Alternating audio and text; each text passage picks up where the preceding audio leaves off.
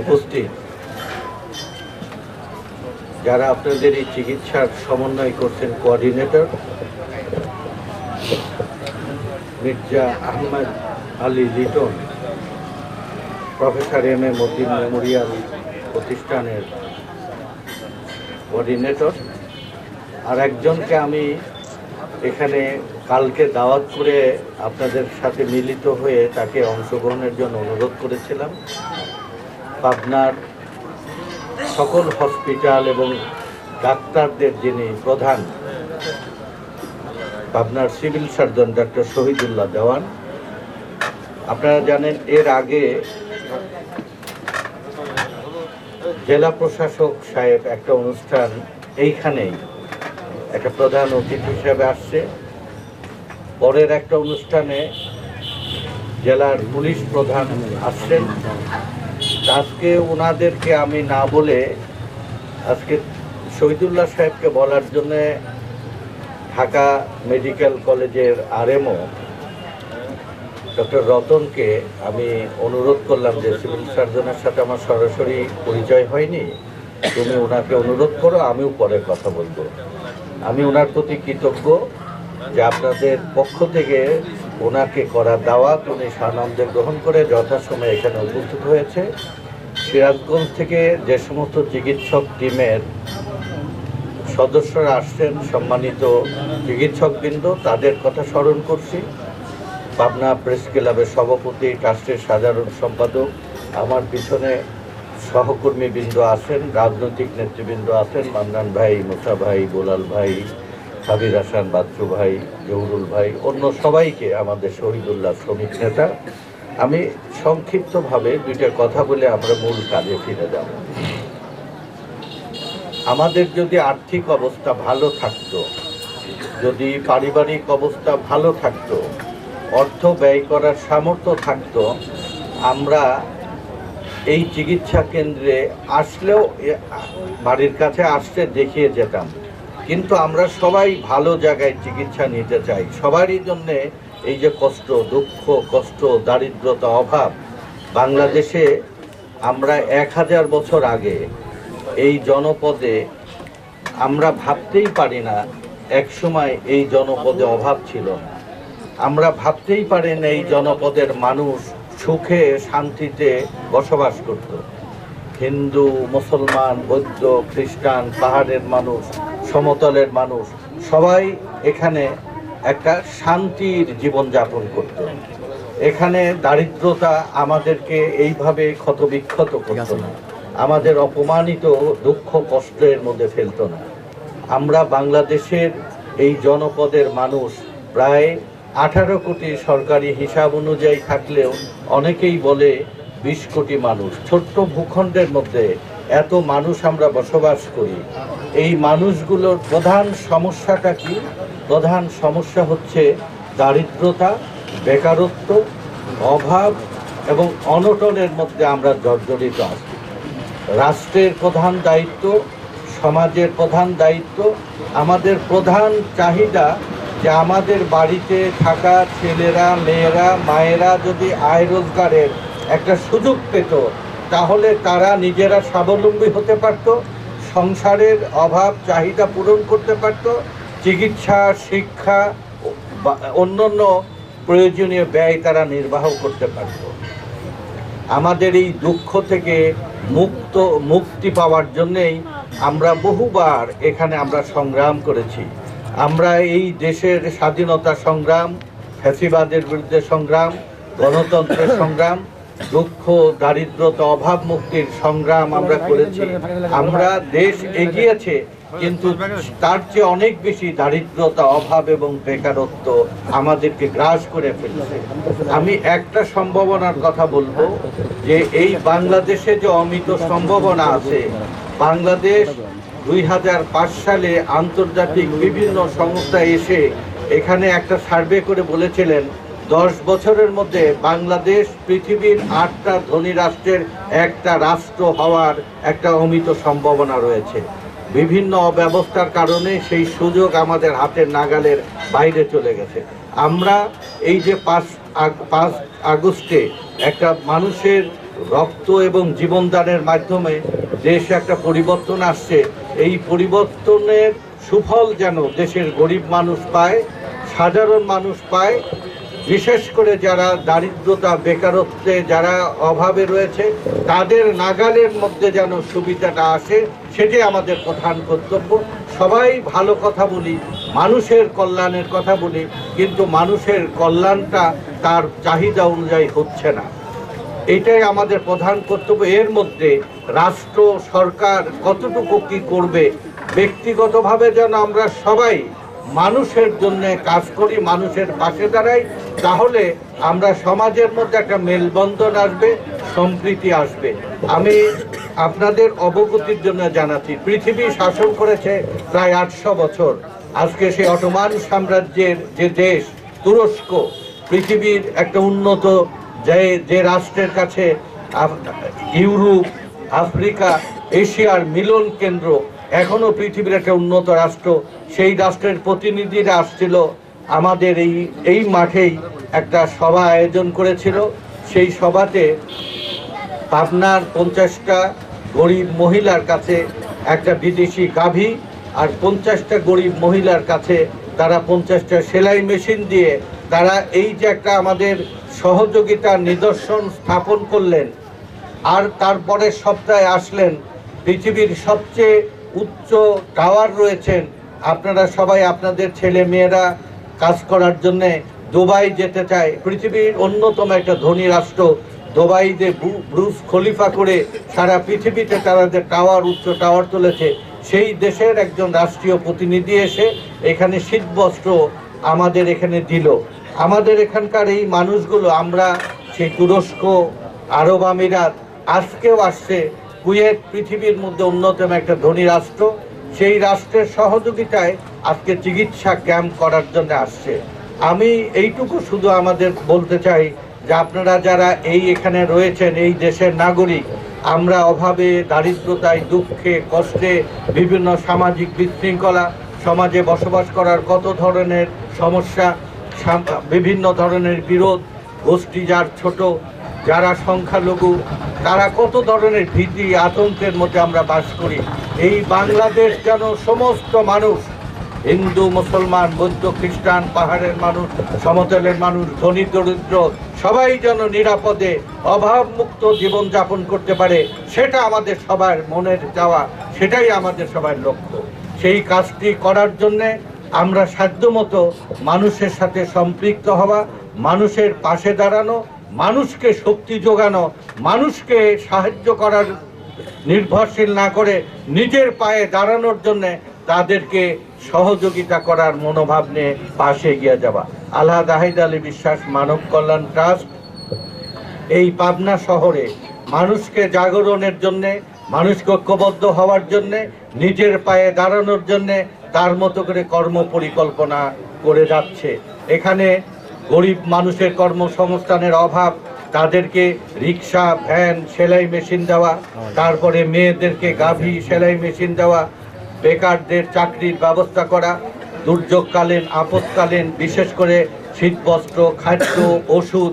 করোনাকালে আমাদের প্রায় 110 জন স্বেচ্ছাসেবক প্রতিটা রুগীর পাশে যে জীবনের ঝুঁকি নিয়ে যে তরুণেরা যে সাহস দেখিয়েছেন, আলহাজ জাহিদ আলী বিশ্বাস মানব কল্যাণ ট্রাস্ট সেটা করেছেন। এখানে প্রায় মসজিদ, মাদ্রাসা এবং গির্জাতে পাঠাগার করা, মসজিদ নির্মাণ করা, এতিমখানা নির্মাণ করা এই ট্রাস্টের অধীনে। এই যে আপনারা দেখছেন একটা degree college, high school, primary school, পাঠাগার, তারপরে এখানে আছে কৃষি কলেজ, এখানে আছে ডিপ্লোমা, পলিটেকনিক ইনস্টিটিউট, মাদ্রাসা, এতিমখানা। সবগুলোর লক্ষ্য হচ্ছে মানুষকে, গরিবের ছেলেকে, গরিবের চেয়ে গরিবের সন্তানদেরকে শিক্ষায় শিক্ষিত করে স্বাবলম্বী হওয়ায় সহযোগিতা করা। আমাদের প্রত্যেকেরই অধিকার আছে সমাজে সম্মান নিয়ে, অধিকার নিয়ে বাস করা। আমাদের অভাব এবং দারিদ্রতার কারণে অনেক সময় নিজেরা অসহায় হয়ে যায়, দুর্বল হয়ে যায়। আমি শুধু এইটুকু বলবো, আপনারা প্রত্যেকেই আমরা একই সৃষ্টিকর্তার, আমরা মায়ের গর্ভ থেকে আমরা জন্ম লাভ করেছি। আমরা এখানে এক এক গোত্রের মানুষই, কেউ শেখ গোষ্ঠীর, কেউ পরামানিক গোষ্ঠীর, কেউ খাঁ গোষ্ঠীর, কেউ মালতে গোষ্ঠীর, কেউ হিন্দু, কেউ মুসলমান, কেউ খ্রিস্টান, কেউ পাহাড়ের মানুষ, কেউ সমতলের মানুষ। আমাদের এই আহলাদ আহেদ আলী বিশ্বাসের লক্ষ্য হচ্ছে মানুষকে মানুষের অধিকার দেওয়ার জন্য কাজ করা। সবার উপরে মানুষ সত্য, কাহার উপরে নাই। আমরা ধর্ম, যার যার ধর্ম শেষে নিষ্ঠার সাথে পালন করব এবং সবার লক্ষ্য হবে আমরা আমাদের এই পরিবার থেকে, বাংলাদেশ থেকে দারিদ্রতাকে আমরা বিতাড়িত করে আমরা একটা উন্নত বাংলাদেশ গঠন করব, যাতে করে আমরা আমাদের সন্তানদের আমাদের আয় রোজগারের ক্ষেত্র তৈরি করে আমরা ভবিষ্যতে সম্মান মর্যাদার সাথে বাস করি। আজকে আমাদের ছেলেপেলেরা ইউরোপ, আমেরিকা, দুবাই যেতে চায় কেন? কিছু আয় রোজগার করার জন্য। আমাদের ছেলে মেয়েরা বাইরে যেতে চায় তারা অভাব থেকে মুক্তি পাওয়ার জন্য। আমার দেশকেই যদি আমি স্বাবলম্বী করতে পারি, সেটা কি সম্ভব? এইটাই সম্ভব। এই দেশ আজ থেকে মাত্র 500 বছর আগে এই দেশ ছিল সুজলা সুফলা সোনার বাংলা। এদেশে বিদেশিরা এসে এই দেশ দখল করে আমাদের মধ্যে বিভেদ তৈরি করেছে, হিন্দু মুসলমানের দ্বন্দ্ব তৈরি করেছে, রাজনৈতিক দলে দ্বন্দ্ব তৈরি করেছে, সমাজের মধ্যে অনাচার এবং দুর্নীতি জুলুম তৈরি করে আমাদেরকে অভাবের মধ্যে আটকে রেখেছে। আমরা জাতিকে ঐক্যবদ্ধ করে, মানুষকে ঐক্যবদ্ধ করে, সমাজকে ঐক্যবদ্ধ করে আমরা সমাজের ন্যায় প্রতিষ্ঠার জন্য, সমস্ত মানুষের এই সমাজে অধিকার নিয়ে বাস করার জন্য আমরা কাজ করব। মানব কল্যাণ ট্রাস্ট আপনাদের একজন অতিরিক্ত পাশে থাকার একজন প্রতিষ্ঠান। রাষ্ট্রীয়ভাবে আমরা সেই কাজটি করব, এই রাষ্ট্রে সকল নাগরিক যেন অভাবমুক্ত নিরাপদ জীবনযাপন করতে পারে। তার পাশাপাশি আমরা প্রধান সহযোগিতা করা, আপনাদের ছেলে মেয়েদের কর্মের ব্যবস্থা করা, আপনাদের আজকে যে চিকিৎসা, আজকে সামাজিকভাবে অন্যান্য সহযোগিতা করা, এইটা আমার উদ্যোগ এবং উৎসাহিত করা।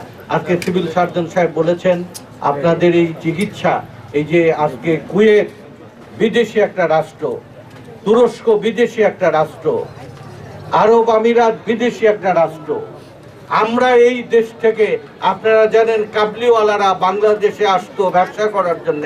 আমাদের আর্থিক অবস্থা একসময় এত সমৃদ্ধ ছিল যে আমার দেশে তারা আসতো। আজকে আমরা আয়ের জন্যে আজকে বাইরে যাই। আমাদের পরম করুণাময় সৃষ্টিকর্তার কাছে আমাদের প্রেয় থাকবে সবাই মিলে যে আমরা দীর্ঘ প্রায় 300 বছরের মতো সময় জুড়ে আমরা দারিদ্রতা অভাবে আমরা আটকে আছি। আল্লাহ যেন আমাদেরকে অভাব থেকে মুক্তি দেয়, আমরা যেন উন্নত জীবনযাপন করতে পারি। সবচেয়ে বড় অভিশাপ আমাদের ঘরে দারিদ্রতা এবং অভাব। সেই দারিদ্রতা অভাব থেকে মুক্তি সবার লক্ষ্য হওয়া উচিত। রাজনৈতিক দল যে দলই করুক, সে যেন মানুষের সেবা করে, দুর্নীতির সাথে না জড়ায়, মানুষের সাথে দুর্ব্যবহার না করে, মানুষের হক এবং অধিকার নিয়ে যেন ছিনিমিনি না খেলে, মানুষের প্রতি দরদ ভালোবাসা দিয়ে মানুষকে শক্তি যোগায়, সহযোগিতা যোগায়। এই কাজগুলো আমরা সাধ্যমতো রাজনৈতিক দলের নেতৃবৃন্দ করার জন্য তাদের উদ্বুদ্ধ করি। এই ট্রাস্ট দিয়ে পাবনায় আমাদের লক্ষ্য গরিবের চেয়ে গরিবের 10,000 ছেলে মেয়েকে স্বাবলম্বী করা, তাদের কর্মসংস্থানের ব্যবস্থা করা, তাদের চিকিৎসা করা, তাদের আয় রোজগার করা।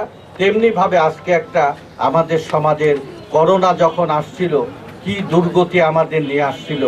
একজন মা তার সন্তানের কাছে যেতে পারে না, সন্তান তার মায়ের কাছে যেতে পারেনি। কি একটা বিভীষিকা ভীতি আমাদের সমাজের মধ্যে আসছিল। এই করোনা তো হিন্দু দেখে আসেনি, মুসলমান দেখে আসেনি, ধনী দেখে আসেনি, দরিদ্রতা দেখে আসেনি। সমাজের সবাইকে এক ভয়াবহ বিপদের এক আতঙ্কে আমাদেরকে পার করে গেল। আমরা সেই করোনাও পার করেছি। আমাদের সবচেয়ে বড় আমাদের সংকট হচ্ছে এই বাংলাদেশে অভাব এবং দারিদ্রতা এবং কর্মসংস্থানহীন আজকে বেকারত্ব এবং দারিদ্রতা। আমরা সেই বেকারত্ব দারিদ্রতার সাথে স্বাস্থ্য যদি যেদিন অসুস্থ বোধ হয় সেদিন কোনোটাই ভালো লাগে না। আর বিশেষ করে সবচেয়ে নার্ভ চোখ যদি না থাকে তার দুনিয়াটাই থাকে না।